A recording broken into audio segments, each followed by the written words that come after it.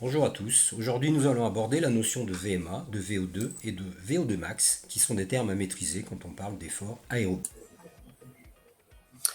La VMA, la vitesse maximale aérobie, est donc une vitesse qui s'exprime en km/h. Et la VO2, V égale volume, O2 égale oxygène, on parle donc de volume d'oxygène et donc de consommation d'oxygène. La VO2 max est donc votre consommation maximale d'oxygène, c'est là que votre organisme transporte et utilise le maximum d'oxygène. Plus vous augmentez votre vitesse, et plus votre consommation d'oxygène va augmenter.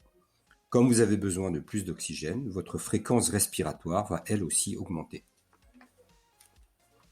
Sur le graphique, on voit très bien que plus on augmente sa vitesse, plus on augmente sa VO2, donc sa consommation d'oxygène.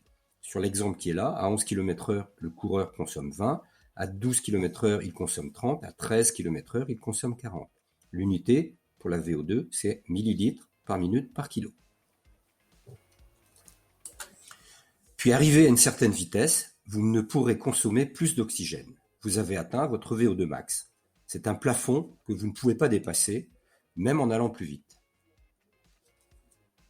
C'est ce qu'on peut observer sur le graphique. On voit bien que la vitesse peut augmenter même lorsqu'on a atteint son plafond de consommation d'oxygène, 14, 15, 16 km/h, mais la consommation d'oxygène ne va pas évoluer. Là, on a atteint sa VO2 max, et à cette VO2 max, on va associer la VMA. La première vitesse à partir de laquelle vous arrivez à votre VO2 max est alors votre VMA.